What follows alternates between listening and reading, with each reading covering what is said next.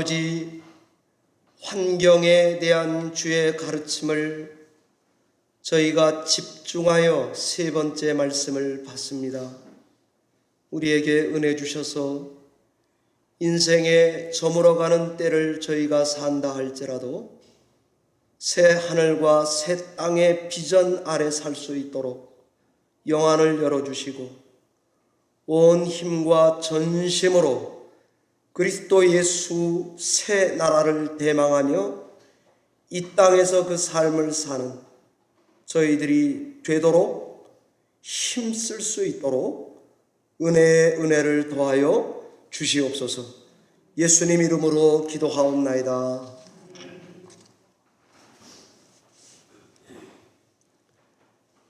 성경은 세상에 반드시 끝이 있다고 말합니다.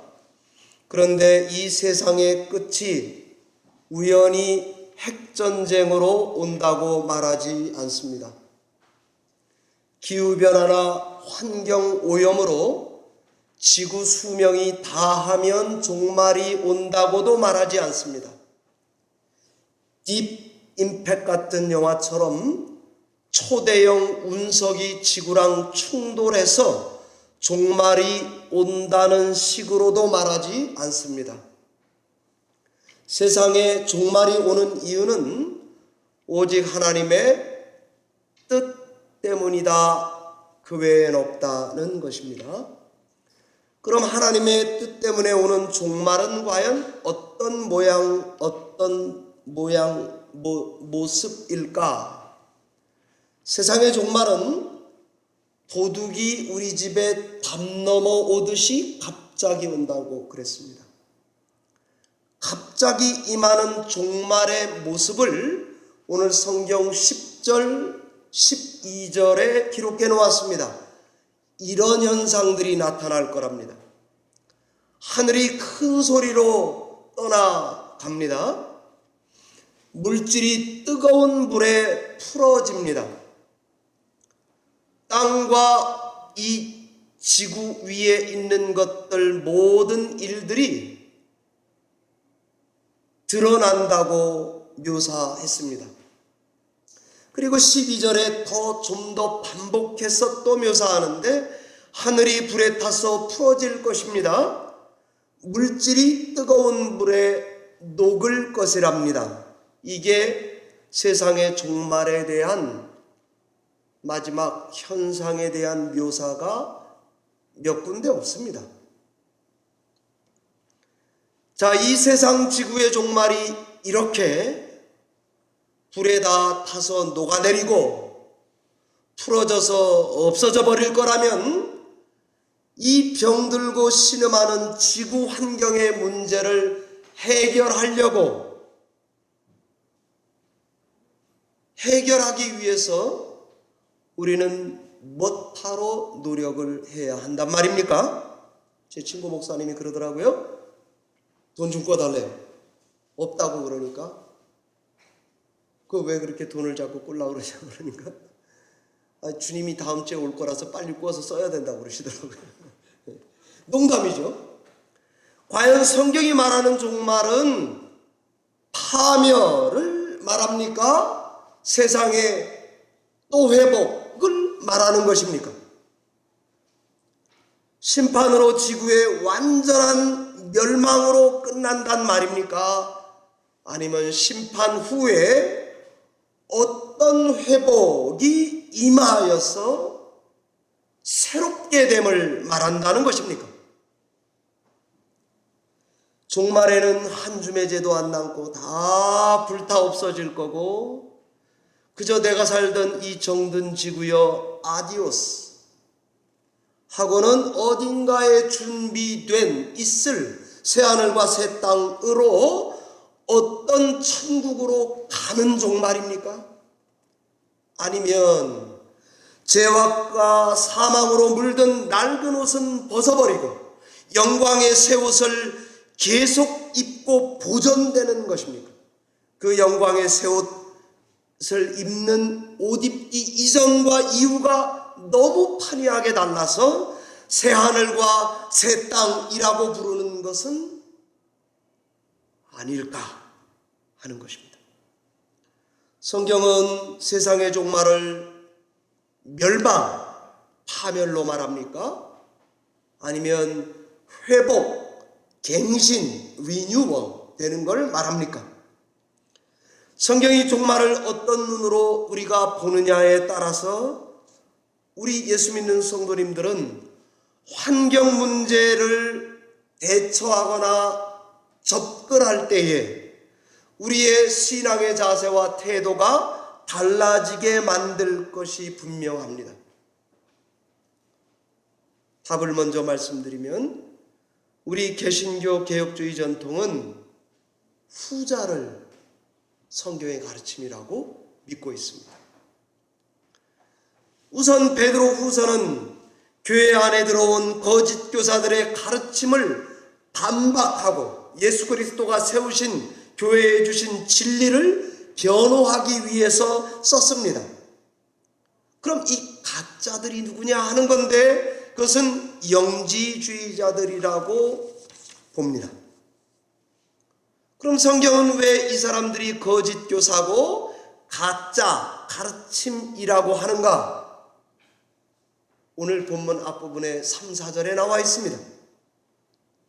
영지주의자들은 세상이 하나님에 의해서 창조됐다 부정합니다.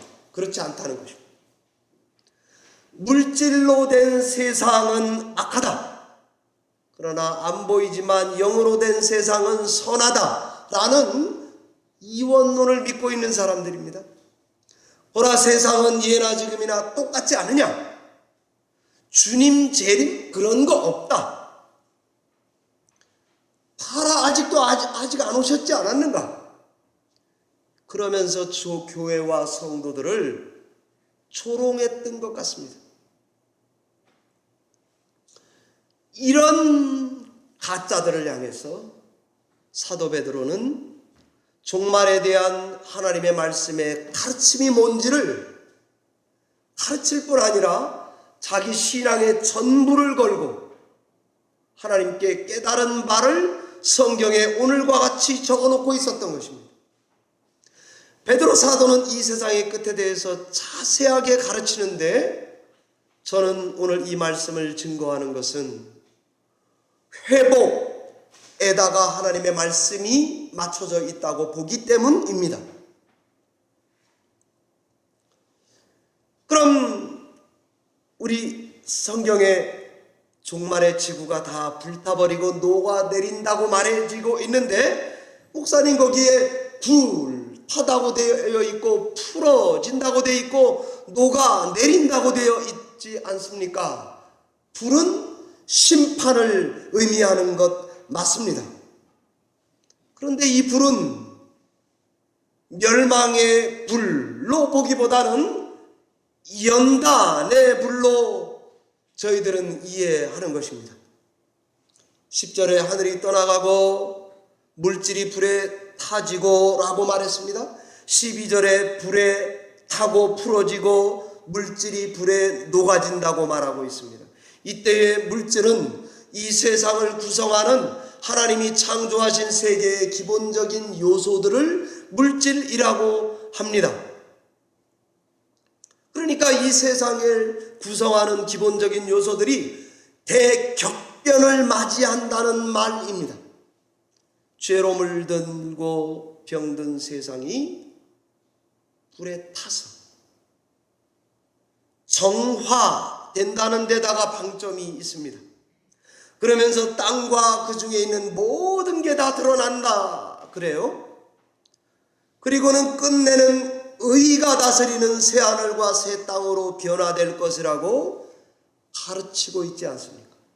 그래서 멸망의 불이기보다 연단의 불이라고 우리는 해석하고 보고 그 다음에 그것은 회복에다가 하나님 말씀이 맞춰져 있다라고 묵상하고 가르침을 받고 주는 것입니다.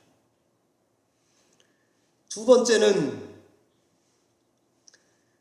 그럼 또 두 번째 왜 회복이라고 하는 근거가 뭔가? 새 하늘과 새 땅을 마지막 하나님 변화된 세계를 묘사할 때, 천국을 묘사할 때 쓰는 쌍으로 된 단어인데요.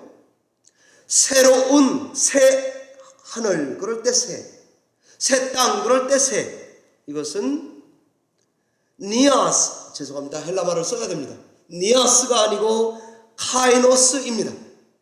만약에 네오스도 뉴예요. 카이노스도 뉴예요. 똑같은 뉴예요. 근데 어떤 뉴인가? 어떤 새로운 거냐? 그럴 때에 만약에 니아스로 썼으면은요, 시간이 새로 출발하고 물질이 새로 출발하는 니아스를 이야기합니다. 그런데 성경은 excuse me, 니아스를 쓰지 않고 카이노스를 씁니다. 그 말은 본질과 본성은 그대로 있으면서 재질이 새롭게 되는 것을 말합니다. 그러니까 새하늘과 새 땅이 말하는 바는 우리가 보는 하늘과 땅과는 전적으로 다르면서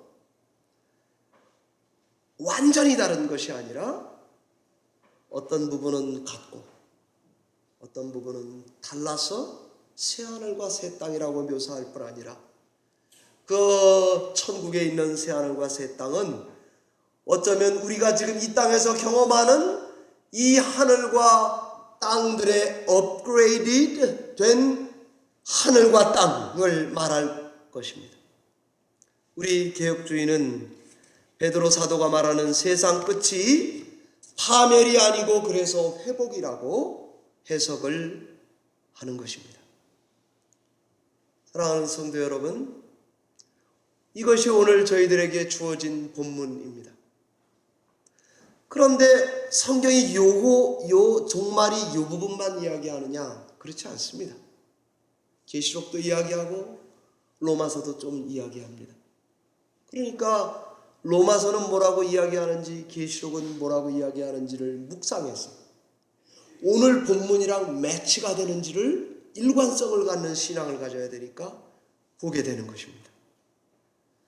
세 번째, 그럼 왜 회복이라고 보느냐? 사도 바울이 이렇게 로마서 8장 여러분 다 아시는 말씀입니다. 오늘 교동문에도 읽었습니다. 20절 27절에 이렇게 말합니다. 창조 세계가 고대하는 바는 하나님의 아들들이 나타나는 것입니다 라고 증거했습니다. 창조 세계가 썩어짐의 종로로 타는 데서 해방돼서 우리 예수 그리스도를 믿는 하나님의 자녀들의 영광에, 변화된 영광에 그렇게 동참하고 싶어 한다는 것입니다. 바울은 종말에 전혀 새로운 세계가 된다고 말하지 않고 모든 죄와 부패와 탐욕으로부터 자유케 될 그 하나님의 영광이 또 따로 있다는 것을 강조하기 때문에 회복에 더 방점이 찍혀 있습니다. 뿐만 아니라 여러분 다 아시는 예를 들겠습니다. 부활하신 예수님의 모습을 연상해 보시기 바랍니다. 예수님의 이 땅에 우리와 같은 육체와 부활하신 육체 사이에는 모양도 알아봤으니까요. 같은 것도 있지만 안 같은 것도 같이 발생이 했습니다. 예수 그리스도와 함께 부활할 사람들은 전혀 새로운 인종으로 바뀌는 천국이다라고 말하지 않습니다. 이 땅 위에서 살았던 허민수, 구원받고 신앙하며 살아간 허민수, 하나님의 백성들이 참여하고 거기서 경험하는 천국을 말합니다. 종말의 새하늘과 새 땅은 놀랍고도 새롭게 변화된 지금의 땅과 하늘과 만물과 사람들 일거로 보아야 적합합니다.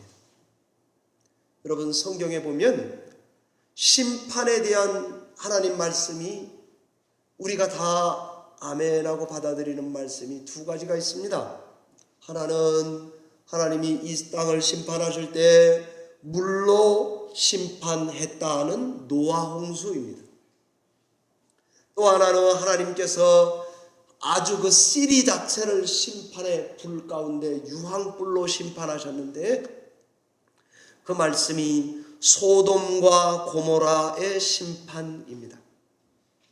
여러분, 물은 차고 넘치니까 죽는 사람이 있어요.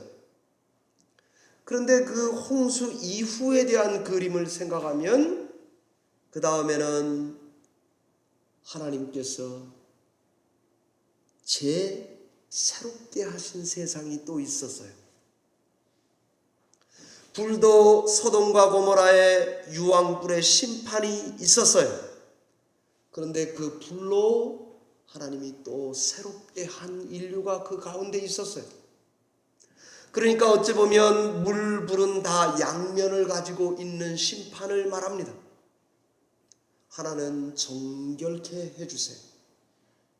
또 하나는 정화시켜주시는 회복의 말씀이 성경에서는 계속 비전을 열어가고 있는 것을 볼 수가 있습니다. 그리고 제가 오늘 말씀을 준비하면서 이런 생각이 들었습니다. 만약 종말이 지금의 지구와 우주는 완전 소멸되는 거다라고만 생각해 보자고요. 그게 천국일 거야 생각하겠습니다. 그러면 하나님이 본디 만드시고 창조한 인류를 끝을 내버리셨으니까 거기에 승리자는 누구입니까? 사탄이 될 것입니다. 성경은 사단이 세상을 죄에 빠뜨린 것 맞습니다. 그 결과 세상이 망하게 되었다 맞습니다. 그런데 소멸하고 파멸로 끝이 난다 라고만 설명하지 않습니다. 사단이 만든 우주 이 세계를 예수께서 오셔서 완전한 사망을 정복하시고 이 땅을 완전히 새롭게 해서 사단의 의도는 끝장내버리고 하나님의 더 철저한 의도가 집행되고 이루어지도록 하셨다라고 보아야 맞습니다. 고로 우리는 하나님 만드신 선한 세계에 대해서는 긍정, 제가 지난주, 지지난주 두 번 다 말씀 전한 거에서 그랬습니다. 하나님 만드신 세계 환경 기본적으로 선합니다. 좋은 것입니다. 아름답다라고 보시라고 그랬습니다. 그러나 하나님께 반역한 인간의 질서가 그 하나님의 아름다운 세계를 통치하는 것, 성경이 그것을 부정합니다. 우리가 믿고 바라는 구원은 세상으로부터의 구원이 아니고 세상의 구원을 말한다고 저는 묵상을 했습니다. 여러분, 계시록 21장 5절 시간 때문에 다 펴보지 않겠습니다. 그 말씀에 보면 사도 요한이 이렇게 적어 놓았습니다. 내가 만물을 새롭게 하노라. 하나님께서 하신 말씀입니다. 근데 그게 현재 진행형입니다. 지금도 회복하시고 계시고 그 일을 시작하신 것은 예수님입니다. 만유의 주이십니다. 높임을 받을 것입니다. 지금도 회복하시는 일을 한다고 보아야 성경적이 됩니다. 종말에 예수께서 만물을 회복하신다고 믿는다면 예수 안에서 지금도 예수님이 만물을 새롭게 하고 계십니다. 이 말씀이 살아서 말씀하시는 것으로 저희가 듣고 있기 때문에 이 일에 허민수야 동참하라고 부르시는 걸로 들어야 맞습니다. 그래야 환경 문제에 성경이 말하는 바를 실천하는 것이 일관성이 있게 되는 것입니다. 지금의 지구와 새롭게 될 지구 사이에는 연속성이 있습니다. 원래 창조하신 세계와 새롭게 창조하실 세계에는 연속되지 않을 것도 있습니다. 지금 우리는 예수 그리스도 안에서 이미 시작되고 진행 중인 이 새로운 창조 가운데에 살아가고 있다고 우리는 믿어야 하고, 이 믿는 바를 환경 문제 앞에도 적용해서 삶을 살아가는 것이 기독교인이 되어야 합니다. 저는 이렇게 말씀을 묵상하고, 이게 환경 문제를 다루고 설교한 게 별로 없더라고요. 그래서 이 말씀을 잘 묵상하고 이렇게 성도님들에게 말씀을 권면하고 싶었습니다. 첫 번째는, 성경은 기후변화나 환경 문제 해결에는 이런 현상이 있고 이렇게 될 거다라고 말하지 직접 말하는 바가 없습니다. 그러니까 너무 지나치게 한 시대마다 유행처럼 찾아오는 또는 우리 앞에 닥쳐오는 문제를 해결하려고 성경을 거의 문자에 가깝게 그대로 갖다 매치시키는 것을 조심해야 된다고 저는 생각합니다. 그래서 제가 말씀을 지금 이렇게 여러 가지를 말씀드린 이유가 우리 생각과 신앙의 그물을 만들어 드리고 싶었습니다. 왠가 하면 그물과 같은 일관성을 가지고 신앙을 갖고 있다면, 이제 이 땅에서 저희가 살 때에 성경이 정확히 이건 이거다라고 말하지는 않지만, 우리가 그물을 바다에 한쪽 배 양쪽 배에 묶고 바다를 훑으면 고기를 잡는 것처럼, 우리 신앙의 생각에는 그런 일관성이 있어야 되기 때문에 잘못된 가르침이나 신앙의 도전, 어떤 형태가 될지 앞으로도 몰라요. 여러분 단톡방에 올려주신 대로 더 이번 코로나보다 더한 것이 10년 안에 또 온다며요? 그런 소리 들으면 참 두렵고 좀 짜증나고, 뭐 이런 식이냐 하는 생각도 들고 혼란스러울지도 모릅니다. 그러나 그럴 필요가 없습니다. 왠가 하면 지금 증거한 말씀을 그물로 삼아서 무엇이 하나님의 말씀에 합격이고 어떤 것이 하나님 말씀에 적합하지 않은가를 잘 분별해서 내 영혼의 중심을 꽉 잡고 담대하게 환경 문제, 우리에게 주어진 바를 실천하면서 사는 그런 모습으로 신앙과 교회와 신앙이 있으면 아무 문제가 없을 것입니다. 두 번째, 오늘 본문으로 돌아오면 베드로 사도는 신앙의 도전을 변호하고는 성도들에게 이 세상의 마지막을 얘기하고는 베드로 사도가 얼마나 지혜로운지 이렇게 접근합니다. 우리가 어떠한 사람이 돼야 마땅하다고 생각하십니까? 라고 도전합니다. 자, 세상이 막 불에 타고 녹아지는 얘기를 해놓고는 그러고도 우리 신앙인이 어떻게 하나님 앞에 서야 옳겠습니까?를 따집니다.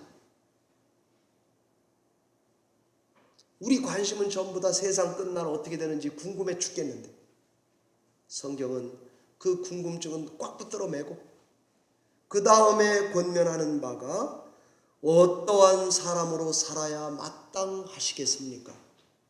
라고 권하는데, 11절에서는 거룩한 행실과 경건함으로 하나님의 날이 임하기를 바라보고 사모하라고 됩니다. 빨리 왔으면 좋겠다. 그렇게 살아라는 것입니다.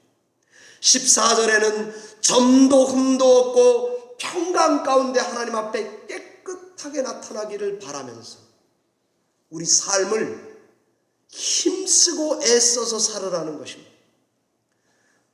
환경 문제는 인간의 탐욕과 우리의 편리주의가 결탁해서 생긴 점이 많습니다. 그러니까 우리 죄성 때문에 죄의 결과나 마찬가지입니다. 그런 세상을 지금 우리가 살아가고 있습니다. 모두 다 염려하고 걱정하고 있는 게 맞습니다. 그럼에도 성경은 우리에게 우리의 신앙의 자세를 새롭게 하라고, 우리의 신앙의 병든 부분을 더 깊이 들여다보라고 도전하는 쪽으로 가닥을 잡고 있었습니다. 여러분, 우리가 얼마나 이렇게 허영심이 좀 많게 살아갑니까? 이 시대에 저도 비슷한 것 같아요. 자꾸 있어 보이려고 하는 거 정말 못 봐주겠어요. 저 자신을 볼 때. 얼마나 인간이 교묘하게 죄스럽습니까? 제가 뭘 말씀드려야 성도님들에게 좋을까 생각하니까 요즘에 애들 뭐 전쟁도 안 겪고 가난도 모르고 이렇게 자란 오냐오냐해서 자라서 자란 친구들 보면 이 강아지가 컵 안에 들어가는 강아지가 있는 거 아세요? 컵에 집어넣어도 들어가는 강아지. 그걸 어떻게 만드는가 하면은요, 작은 강아지와 작은 강아지를 교배해서 강아지를 얻습니다. 그 다음에 더 작은 강아지와 더 작은 강아지를 교배해서 또 강아지를 얻습니다. 제일 작은 강아지와 더 제일 작은 강아지를 교배해서 강아지를 자꾸 얻어가면 컵에 들어가는 강아지가 생깁니다.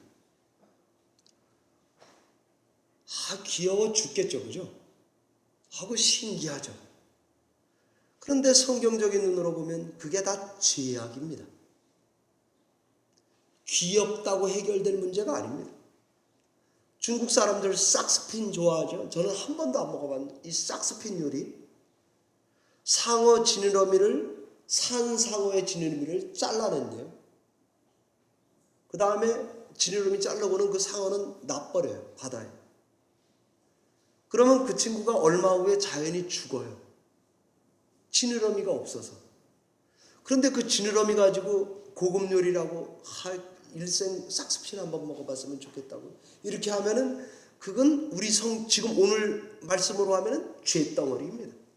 하나님 기뻐하는 거 아닙니다. 돈 아무리 들여서도 그거 사 먹으려고 애쓸 필요 없습니다. 비싼 차 살라고 그럴 필요 없습니다. 루아 커피, 제가 이것도 보니까요, 커피 열매만 먹고 사양 고양이가 이 열매를 먹으면은요,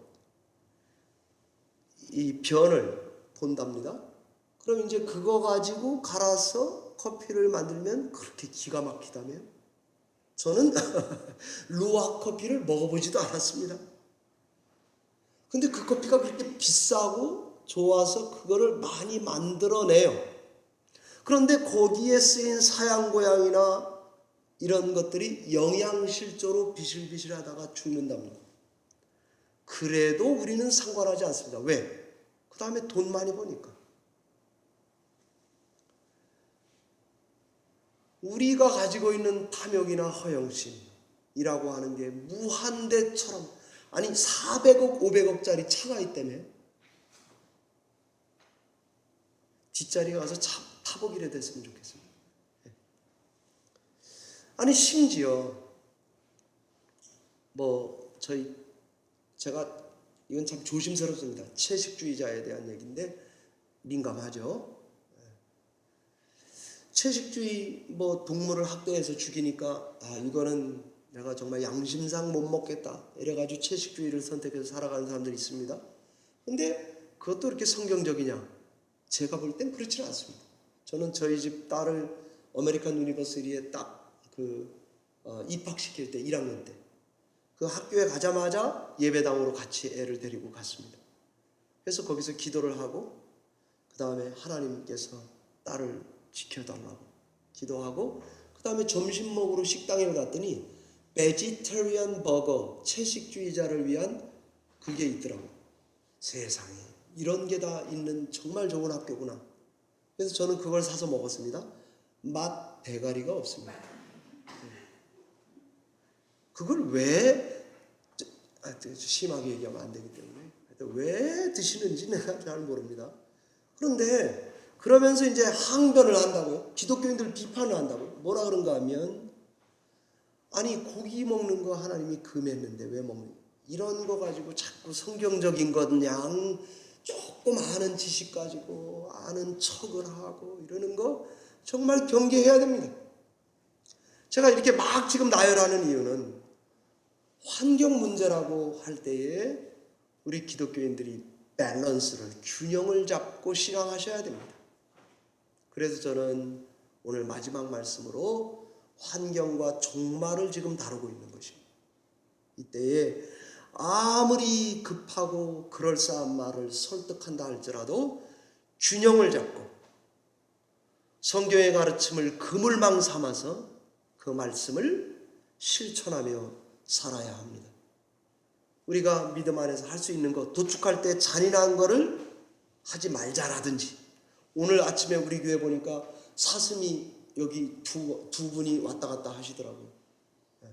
그래서 제가 이렇게 인사를 했어요. 아유, 얼마나 요새 이 코로나에 사시는데 힘드시냐고 인사를 했더니 또 씩 웃으면서 가는 것 같아요. 저는 이상한 말, 왜 나한테 묻지? 그러더라고요. 얼마나 좋아요. 이게 선진국, 이 미국에 지금 그런 거 아니에요? 옛날 우리 한국 같으면, 우리 할아버지 같으면 잡으라 그랬어요. 다리를 먼저 잡아라, 내가 꼬리를 잡을게. 아마 그러시고 잡았을 거예요. 그런데 지금은 보호하잖아요. 그죠? 개체수 유지하는 선에서 보호하는 거. 이런 법들을 저희는 지지해야 돼요. 그거 좋은 거다. 그리고 지지해야 돼요. 그리고 환경 실천 열심히 해야 돼요. 종말이라 그래가지고 자꾸 돈 꾸러 다니고 그러면 안 돼요. 그러니까 적용을 잘해야 된다는 말씀 때문에 제가 드린 것입니다. 마지막 세 번째 말씀 권면하고 마치겠습니다. 사랑하는 성도 여러분, 오늘 베드로후서 3장에 있는 말씀 가지고 환경과 종말을 제가 증거하고 묵상하고 있습니다. 사도 베드로는 네로 집권이 AD 68년인데 베드로후서 쓰였을 이 기점이 67년 또는 68년으로 봐요. AD. 자, 지금 베드로가 그 십자가를 거꾸로 전설에 따르면 전해오는 얘기에 따르면 거꾸로 죽을지도 모르는 급박한 상황이에요. 지금 죽느냐 마느냐, 세상이 풀어지고 녹느냐, 이런 심각한 문제를 성경에 담고 있으면서도 맨 마지막에 성도들에게 유언처럼 남기는 그의 마지막 말이 있습니다. 그게 뭔가 하면 은혜와 예수 그리스도를 아는 지식에서 자라가라 라고 권면합니다.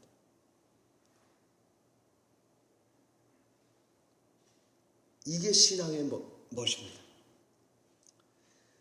하나님의 은혜와 그리스도를 아는 지식에서 더 부디 자라가 주십시오. 여러분의 영적 성장을 제가 간절히 바랍니다. 마지막 유언입니다. 저는 이런 베드로 사도의 자세에서 우리가 이 마지막을 사는 성도들의 모습이 다 함축적으로 들어가 있다고 보였습니다. 자, 제가 자전거를 연상해 드리겠습니다. 자전거 두 바퀴가 있습니다. 의자에 앉았습니다. 페달을 밟지 않으면 오른쪽으로든 왼쪽으로든 넘어져야 합니다. 자전거의 목적은 페달을 밟아서 내가 목적하는 곳에 가는 과정도 즐기고 목적지까지 가는 게 목적 아니겠습니까? 우리 신앙인들의 신앙의 자세는 하나님의 은혜로 기차의 엔진을 삼고, 왠가 하면 은혜와 지식이 따라 같이 나오잖아요. 은혜가 있어야 평강이 있잖아요. 은혜가 있어야 진리가 생기잖아요. 그래서 은혜와 진리, 은혜와 평강, 은혜와 지식. 그래서 성경을 연구하는 학자들이 이것을 Transforming Grace라고 이름을 붙였습니다. 왜 은혜는 항상 2번으로 안 나오고 1번으로 나오냐 이 말이에요. 하나님의 은혜가 주도된 자전거 타기, 하나님의 은혜가 나를 이끌어가는 페달 밟기. 그래서 언덕을 성도들이 만날 수도 있어요. 뼈 빠지게 페달을 밟아야 되는 고난의 때가 와요. 차라리 기어가는 게 낫다 싶을 때도 하나님의 은혜는 페달을 죽으라고 밟는 게 은혜예요. 그 다음에 자전거 타면 꼭 언덕만 올라갑니까? 평지를 갈 때도 있을 것입니다. 평지를 갈 때는 여러분 그런 날이 와요. 걱정하지 마세요. 지금 힘들어도 힘내세요. 왠가 하면 평지를 갈 때 자전거를 타면 걷는 것보다는 빨리 가는 날이 옵니다. 즐겁습니다. 콧노래를 부릅니다. 다른 사람보다 더 빨리 갈 수 있습니다. 그뿐만입니까? 내리막길도 옵니다. 그때에는 페달 안 밟아도 됩니다. 핸들에 손을 꽉 쥐고 브레이크를 적당하게 밟아가면서 속도를 조절하고 유튜브에서 멋있는 음악을 틀어놓고 내려가면 되는 것입니다. 7월 4일 오늘이 독립기념일입니다. 1776년 영국으로부터의 독립을 200년이 훨씬 넘었지만 기념을 아직도 하고 있습니다. 뭐 때문에 기념합니까? 자유와 독립입니다. 우리는 예수 믿어서 자유해졌습니다. 어디로부터요? 애굽에서 자유해졌습니다.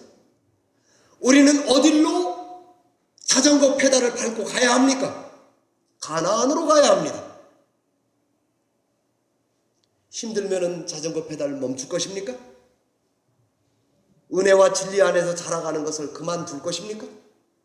아닙니다. 저는 코로나 문제든 세상에 어떤 문제가 오든 제가 이 말씀 준비하면서 저도 이렇게 젊고 목회 하다가 어느 날 제가 치명적인 병이 걸릴 수 있잖아요. 그때 저는 하나님을 처음 새롭게 만나듯이 내 은혜의 페달을 멈추지 않을 자신이 있는가 생각해 보게 됩니다. 우리가 사는 세상 불확실성으로 아무리 있다 할지라도 유행 따라 환경 논리가 바뀐다 할지라도 내 인생이 높낮이가 있다 할지라도 페달을 밟는 것을 멈추지 마시기 바랍니다. 그러면 올라갈 때 힘들어도 거북이같이 기어가는 것 같아도